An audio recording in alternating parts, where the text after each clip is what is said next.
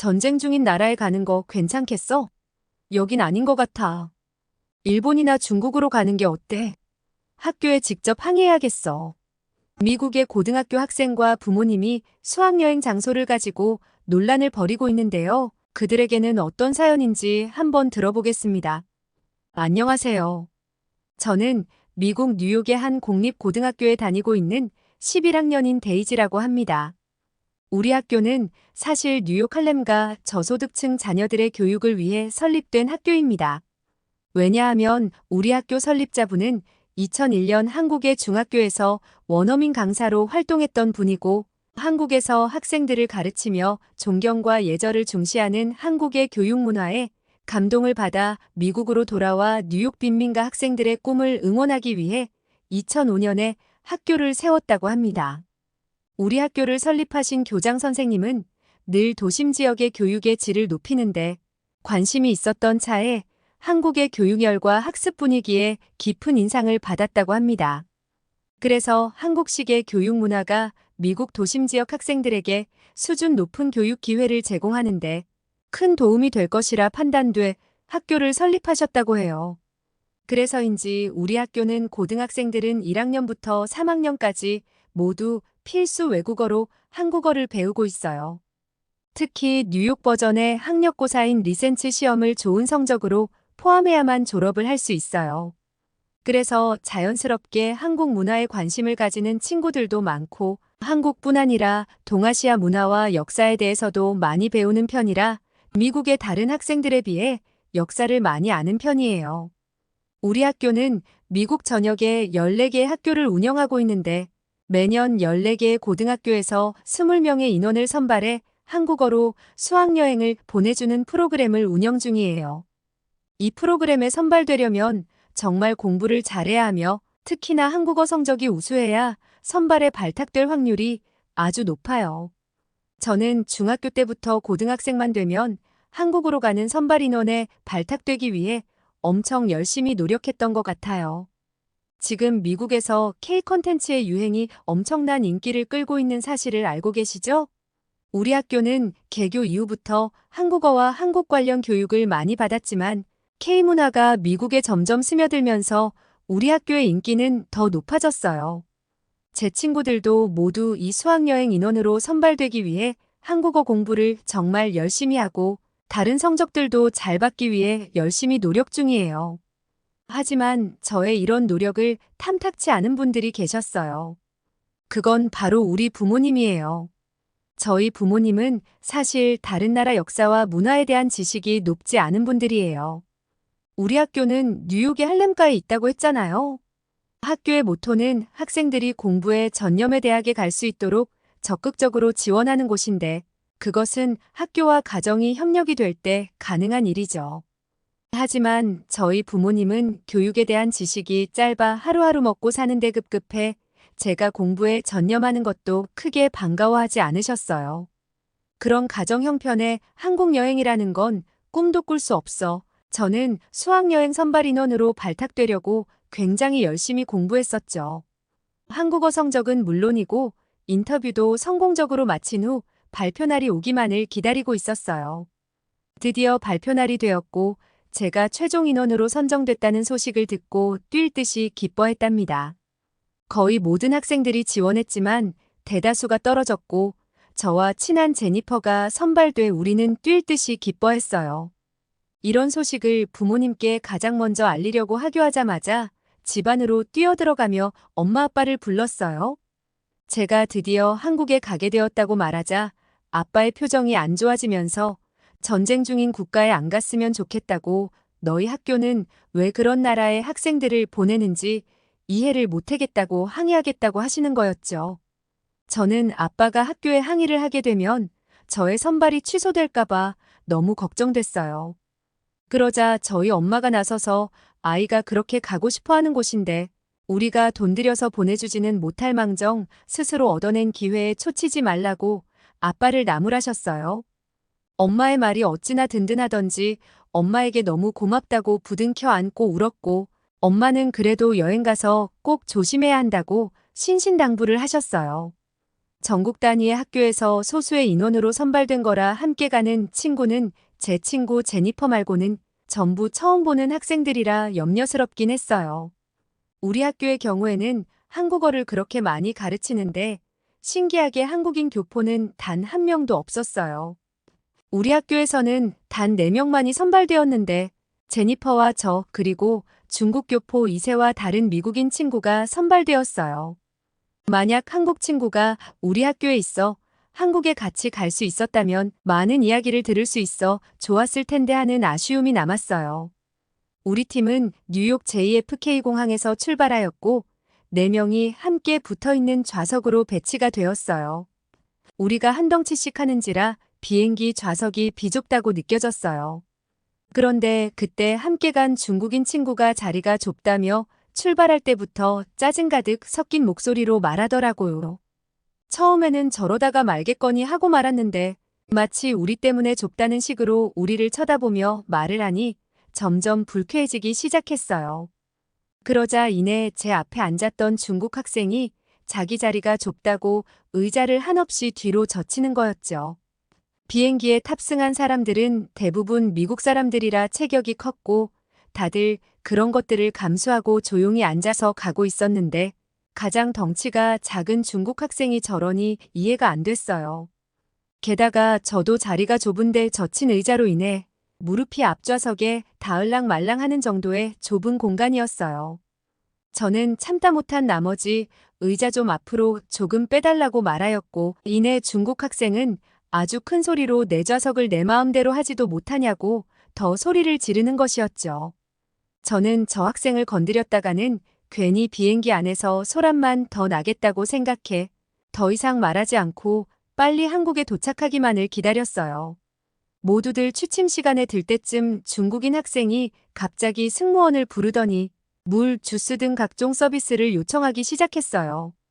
잠든 사람들도 많아 보였기 때문에 그 학생이 승무원을 부를 때마다 잠에 들려 하는 사람들이 눈살을 찌푸리며 그 학생을 쳐다보았어요. 저는 저런 학생과 같은 일행이라는 게 창피할 정도였고 제발 조용히 한국에 도착하기만을 빌었어요. 드디어 15시간의 비행 끝에 한국의 인천공항에 도착하였고 저는 중국 학생으로 인해 꽉 막힐 듯이 답답했던 좌석에서 벗어날 수 있다는 해방감에 숨통이 트이는 듯 했어요. 제니퍼는 중국 학생이 너무 시끄러워 화가 나 귀에 이어폰을 꽂고 내내 한국 드라마를 보면서 왔다고 했죠. 한국 드라마는 로맨스물뿐 아니라 판타지물도 정말 재밌게 만들었다고 이번에 도깨비라는 드라마를 보면서 왔다고 하는데 신나서 얘기하는 모습에 약간 얄밉기도 했어요. 우리는 드디어 한국 드라마에서 영상에서 보기만 했던 인천공항의 중심에 도달했고 그 규모와 최첨단 시스템에 우리들 모두 깜짝 놀라고 말았어요. 게다가 안내 로봇과 너무 잘 터지는 와이파이에 우리는 모두 감탄하고 말았어요. 미국이 잘 사는 나라라고는 하지만 한국만큼 빠르고 쾌적하진 않거든요. 무료로 터지는 와이파이의 속도에 감탄하였고 우리는 당장 이 소식을 알려야 한다고 사진을 찍고 페이스북에 업로드를 하기 시작했어요. 중국 학생은 아까부터 우리의 모습이 탐탁치 않은지 팔짱을 끼고 촌스럽다는 듯 우리를 쳐다보고 있었어요. 저는 비행기에서부터 그 학생에게 안 좋은 감정이 쌓인 상태라 왜 그러냐고 따지듯 물었어요. 그러자 그는 중국 베이징의 다신공항이 훨씬 좋고 쾌적하며 최첨단이라는 말을 하는 것이었죠. 너네는 중국을 가보지 못해서 그런 거라고요. 그러자 제니퍼가 그의 말에 힘을 실어주듯 다신공항에 자기도 가봤는데 정말 쾌적하고 좋았다고 동조해 주었어요. 저는 제니퍼가 말을 하니 정말 중국이 더 좋은 곳인가 잠깐 착각을 하였는데 그 다음 제니퍼가 한 말은 아주 충격적이었어요. 내 말대로 중국의 다신공항은 정말 쾌적하고 좋지만 겉만 그럴듯하게 지어놓고 외국인들이 사용할 수 없게 무용지물로 운영 중인 건 알고 있냐고 반문하였죠. 그러자 중국 학생이 불편할 게 뭐가 있냐고 자기는 그 누구보다 편하게 즐길 수 있다는 말을 하였어요. 제니퍼는 중국의 다신공항은 중국 온라인 결제 방식을 사용해야 하는데 이것은 외국인들에게 전혀 식사나 쇼핑을 할 수 없게 만들었고, 너의 그 좋은 공항을 알리고 싶어 와이파이를 켜고 페이스북을 열었더니 만리방화벽에 연결돼 있어 사용할 수 없다는 점이 아주 안타까웠다고 하였어요. 중국 공항은 명색이 국제공항이면서 돈 들여서 잘 지어놓고 자기 국민들만 쓸 수 있게 만들었다고, 외국인은 전혀 고려하지 않았다고 팩트를 말하니 그 중국 학생은 얼굴이 붉어지며 더 이상 할 말을 잃고 입을 다물었죠. 우리는 함께 한국의 템플스테이로 이동하였어요. 근데 정말 이상했어요. 인솔해 주시는 선생님께서는 이제 거의 다 왔다고 하는데, 우리가 아는 템플스테이는 산속에 있는 사찰에 머무르는 것이라고 알고 있었거든요. 근데 이런 도시 속에 산이라니 전혀 상상이 가지 않았죠. 그런데 선생님의 말씀대로 정말 몇 분 안 돼 고층 건물을 지나 산속에 도착하였고, 사찰로 올라가기 위해 가벼운 등산을 해야 했어요. 사실 미국에서는 산을 볼 일이 거의 없어 산이라는 곳이 참 신기하게 느껴졌어요. 미국에서는 운동이라고 하면 조깅 정도를 하는데, 한국은 도심 속에 산이 많아 전 국민이 산에 가봤을 정도라고 하더라고요. 여하튼 저는 산이라는 곳이 처음이라 너무 신기하고, 숲속의 흙냄새와 공기는 자연적으로 몸을 정화시켜주는 기분이었어요. 평소에 운동을 안 해서 그런지 잠깐의 오르막에도 우리는 헉헉거리며 사찰에 도착했어요. 우리가 도착한 곳은 금선사라는 사찰이었어요.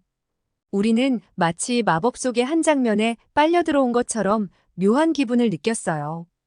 도착한 지 얼마 되지 않아 스님께서 유창한 영어로 사찰 안내를 해주셔서 깜짝 놀랐어요. 이곳은 외국인들이 많이 오는 곳이라 그런지 우리뿐만 아니라 한국 사람보다 외국인이 더 많더라고요. 우리는 짐을 풀고 싱잉볼 명상 타임을 가졌어요.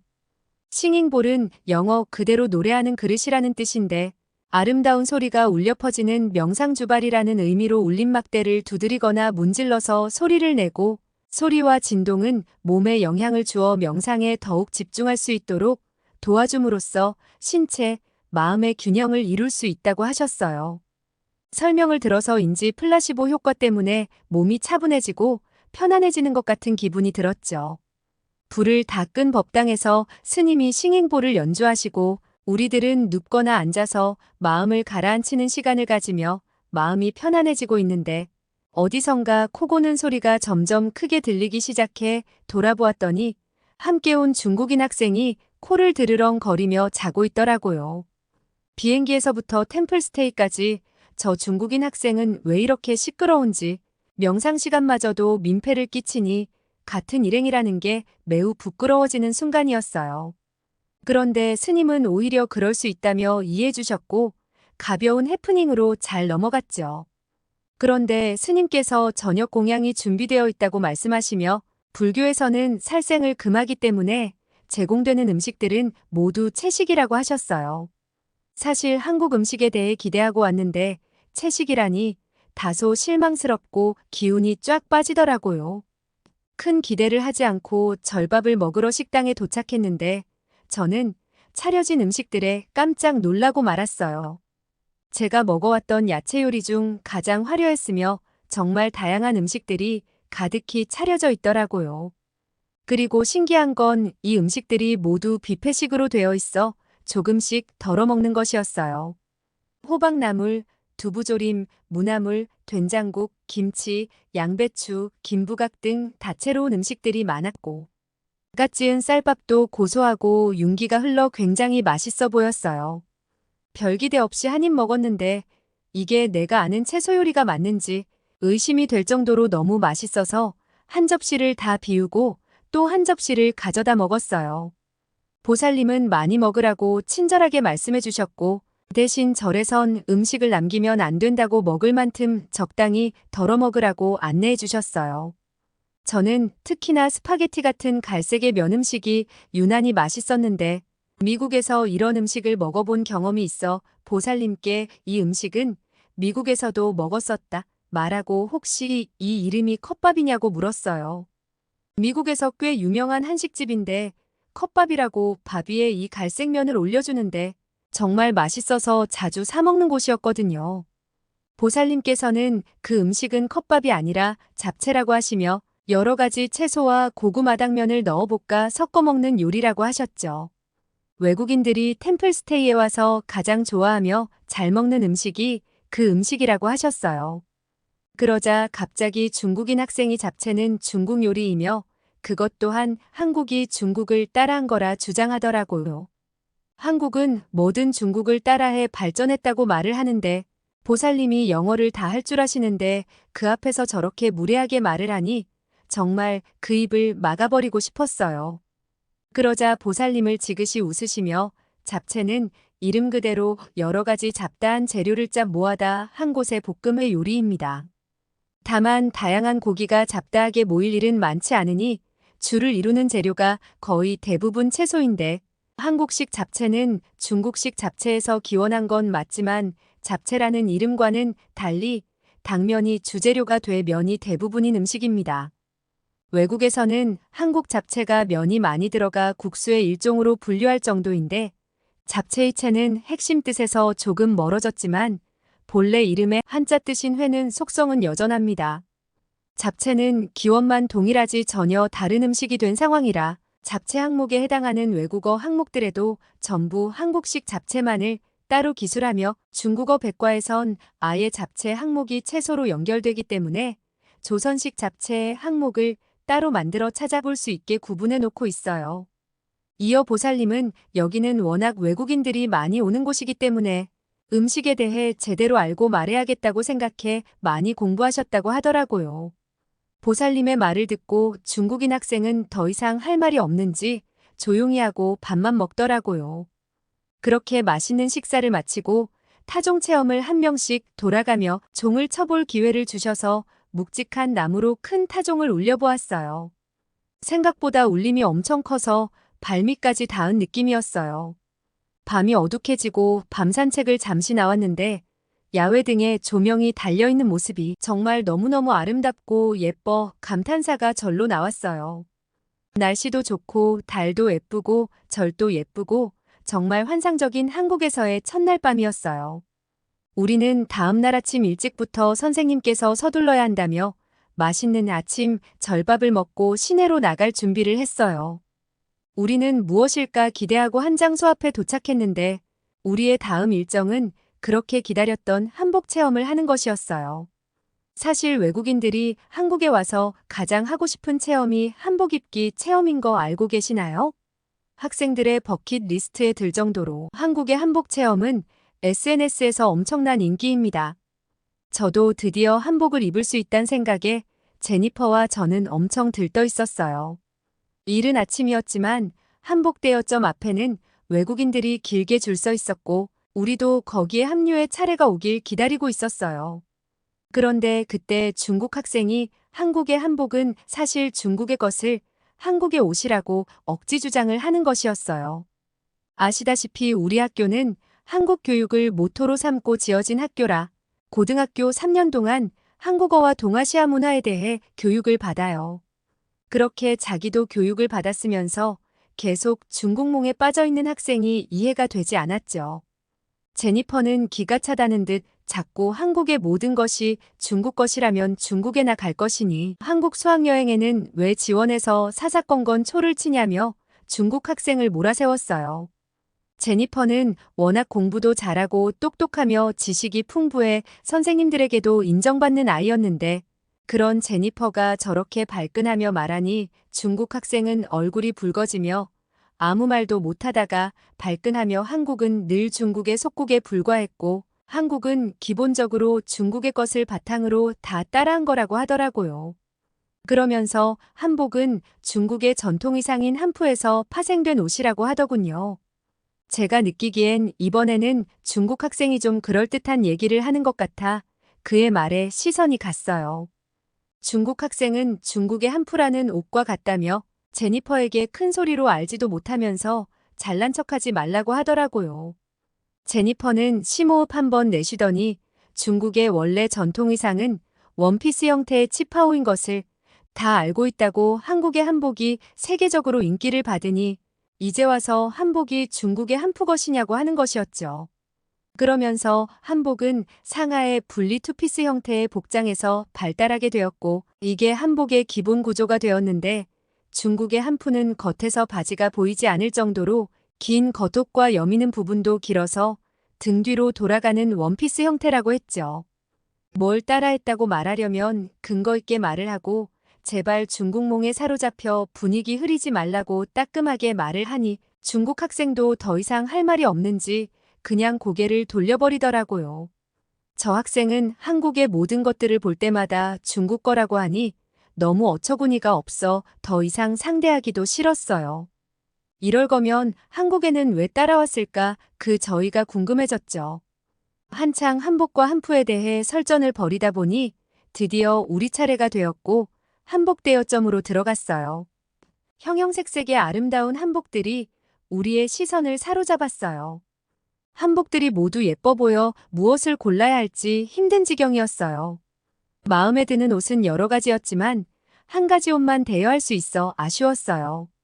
우리는 제한 시간 안에 한복을 고른 후 옷을 갈아입고 경복궁 안으로 입장했어요. 경복궁에 입장하자 가이드를 해주는 분들이 대기를 하고 있었는데 저희는 그분들을 보고 깜짝 놀라고 말았어요. 가이드 하는 사람들이 영어도 유창한데 너무 어려 보여 저희는 몇 살이냐고 물어보았어요. 그런데 그는 한국 나이로 17살인 고등학교 1학년이고 저희랑 동갑이었던 거였죠. 봉사활동차 역사에 대해 공부 후 외국인을 대상으로 가이드를 해주고 있다고 하는데 미국 학생들 중 자기 역사에 대해 한국 학생들처럼 유창하게 이야기할 수 있는 사람이 있을까 싶어 한국 학생들이 정말 대단해 보였어요. 저는 중국인 학생을 보면서 역사에 대해 바로 알고 전파하는 국민의식이 굉장히 필요한 거라고 느꼈거든요.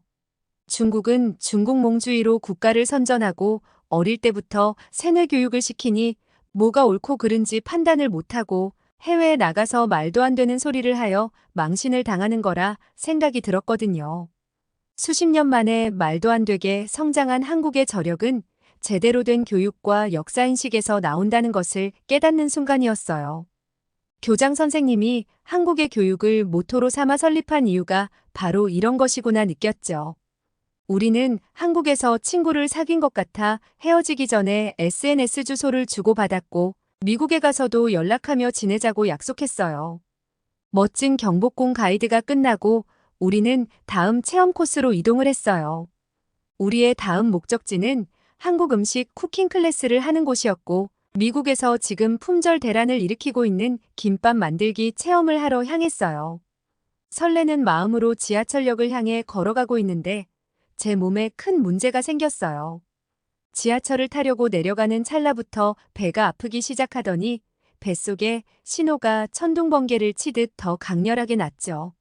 얼굴이 창백해지고 식은땀을 흘리니 제니퍼가 괜찮냐고 걱정하며 물어봐 화장실을 가야겠다고 급하다고 말했어요. 그러자 한국 가이드분이 지하철 입구로 내려가면 바로 화장실이 있다고 걱정 말라며 조금만 참으라고 하셨어요. 저는 여러 학생들 앞에서 조금 창피했지만 어쩔 수 없었고 한국인 가이드분께 혹시 코인 있냐고 물어봤어요. 가이드는 코인이 왜 필요하냐고 의아해했고 화장실을 이용하려면 돈을 내야 하는 거 아니냐고 물었더니 한국의 지하철 화장실은 모두 공짜라는 말을 하였어요. 저는 안도하는 마음으로 화장실에 도착한 순간 깜짝 놀라고 말았어요. 화장실 안이 매우 깨끗했고 향기로운 냄새마저 나는 느낌이 들었어요. 화장실 칸칸이 휴지들이 가득 있어 걱정할 필요가 없었어요. 어제 채소를 많이 먹어 그런지 평소 화장실을 잘 못 가는데 오랜만에 느끼는 쾌변에 온몸이 시원해지는 기분이었어요. 화장실에서 나오자 내 머리 위로 액체가 뿌려져 깜짝 놀라고 말았어요. 알고 보니 한국은 화장실에 방향제까지 있어 화장실 특유의 악취가 나지 않고 향기로운 냄새가 나는 것이었죠. 호텔도 아니고 지하철 화장실에 향수가 뿌려지다니 한국 사람들은 더러운 화장실마저 고급스럽게 만드는 마법을 가졌다는 생각이 들었죠. 우리는 카드 찍는 소리를 경쾌하게 들으며 지하철을 타러 승강장으로 내려갔고 열차가 들어오는 곳에 도착하자마자 모두 너무 놀랐어요. 모든 곳에 열차가 오기 전까지 굳게 닫혀있는 스크린 도어가 있었기 때문이었죠. 뉴욕은 스크린 도어는 거의 없어 사고가 종종 일어나곤 하는데 한국은 모든 지하철 승강장에 스크린 도어가 설치돼 있다니 믿겨지지 않았어요. 이런 안전 시스템은 막대한 예산을 들여서라도 미국 지하철의 시급한 제도 같아 보였어요. 지하철을 타자마자 쾌적한 열차 칸에 우리 모두 깜짝 놀랐고 모든 열차에서는 영어 안내 방송이 계속 나오고 한국어뿐 아니라 중국어, 일본어까지 나오고 있어 한국어를 전혀 몰라도 지하철 이용에 불편함이 없어 보였어요. 이래서 외국인들이 한국인의 지하철에 열광하나 싶었어죠. 미국은 분명 한국보다 잘 살고 돈도 많은데 이런 한국의 좋은 시스템을 왜 받아들이지 않는지 이상해 선생님께 물어보았죠. 그랬더니 선생님께서는 이미 미국에서는 한국의 지하철 시스템을 배우고 도입해 시범 운영하려 한다는 놀라운 말씀을 하셨어요. 다만 우리가 사는 뉴욕이 아닌 LA에서 먼저 도입할 예정이라고 하더라고요. 우리가 지하철을 탈 때쯤엔 열차 칸엔 사람이 꽉 차 있었는데 유독 색이 다른 자리는 비어 있어 저 좌석은 무엇을 의미하나 궁금해서 계속 보았어요. 알고 보니 임산부 배려석과 노약 좌석은 위치나 색깔로 다르게 표현돼 있어 눈에 잘 띄었죠. 그런데 그 자리가 비어 있음에도 불구하고 그 자리에는 아무도 앉거나 치매하지 않았어요. 사람이 있건 없건 한국 사람들의 시민의식에 굉장히 감탄하게 됐죠. 그리고 지하철 안에 있는 모든 사람들이 유튜브나 넷플릭스 같은 영상을 끊임없이 보고 있는 듯 했어요. 미국에서는 와이파이가 있다고는 하나 속도가 굉장히 느리며 한국에서의 LTE 속도는 따라올 수가 없거든요. 옆에 있던 제니퍼도 감탄하며 역시 IT 강국이라 이런 최첨단 시스템은 쫓아올 나라가 없다고 놀랐죠. 우리는 한국 지하철에서 인증샷도 잊지 않고 남겨두었고 지하철에 대해 감탄하다 보니 목적지에 도착했어요. 트레이더조에서 판매하는 김밥은 워낙 품절이 자주 돼 구매하기 힘든데 만드는 방법만 알면 집에서 만들어 놓고 먹을 수 있고 엄마 아빠도 싸드릴 수 있다는 생각에 너무 설레었어요. 선생님께서 김밥에 대한 설명을 하셨고 그때 중국인 학생이 또 김밥은 일본 거 아니냐고 왜 자꾸 다른 나라의 것을 베껴서 한국의 전통 문화인 양 따라하냐는 거였죠. 정말 가까이 있었다면 입을 한 대 찰싹 치고 싶을 정도로 사사건건 태클을 걸어대니 속으로 또 시작이네라는 말밖에 나오지 않았어요.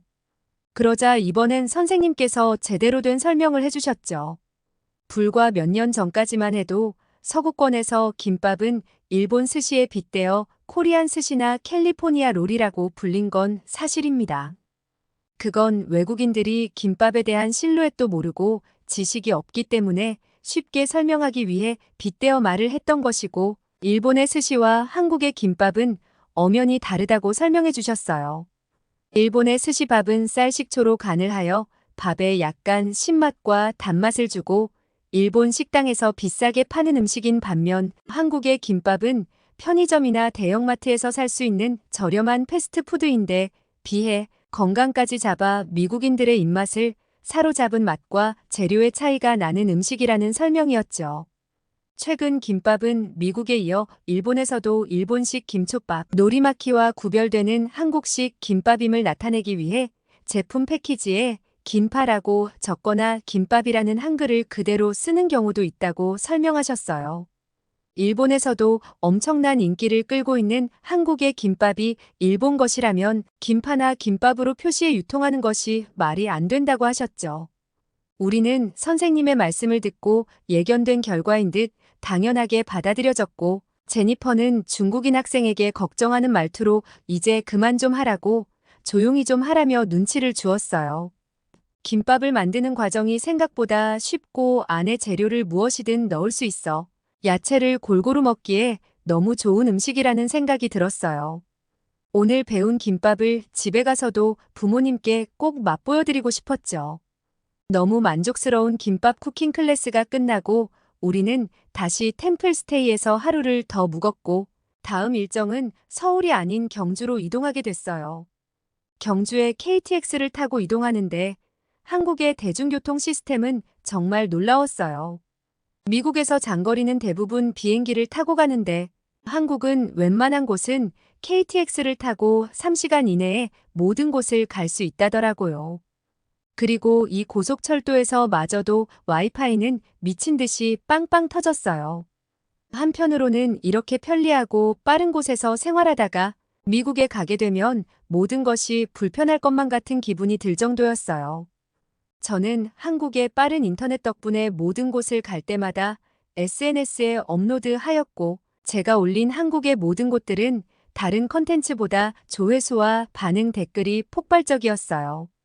경주의 유명한 불국사에 발을 들이자마자 웅장한 석탑과 화려한 사찰 건축물에 매료됐고, 불국사의 다보탑과 석가탑 앞에서 정교한 조각과 섬세한 건축미에 넋을 잃고 말았어요. 주변의 푸르른 산과 어우러진 사찰의 풍경은 한국 전통 문화의 아름다움을 제대로 볼 수 있었어요. 그리고 석굴암 내부에 거대한 석조 부처님 상을 마주한 순간 그 완벽한 균형과 고요함에 깊은 감동을 받았어요. 경주 시내를 거닐다가 첨성대라는 곳을 가게 되었는데 저는 이곳이 정말 인상적이었어요. 첨성대는 세계에서 가장 오래된 천문대 중 하나로 고대 신라인들의 과학적 지식과 천문학에 대한 깊은 이해에 감탄을 금치 못했어요. 경주를 여행하며 고대와 현대가 조화롭게 어우러진 이 도시에 감동하고 한국의 문화와 역사를 더욱 깊이 이해하게 되었어요. 저는 각종 SNS에 한국 여행 컨텐츠를 올렸고 그 반응이 대박이 나면서 팔로워 수도 정말 많이 늘었답니다.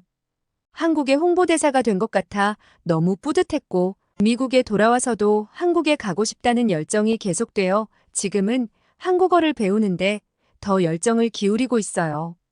나중에 대학교를 졸업하게 되면 꼭 한국에서 취업을 하고 싶은 꿈을 가지고 있답니다. 오늘은 미국의 한 고등학생인 데이지의 사연을 들어보았는데요. 데이지가 꼭 꿈을 이뤄 한국 생활에 대한 사연도 감동 카페인에 또 보내줬으면 좋겠네요. 오늘의 사연이 마음에 들었다면 구독과 좋아요 눌러주세요. 이상 감동 카페인이었습니다.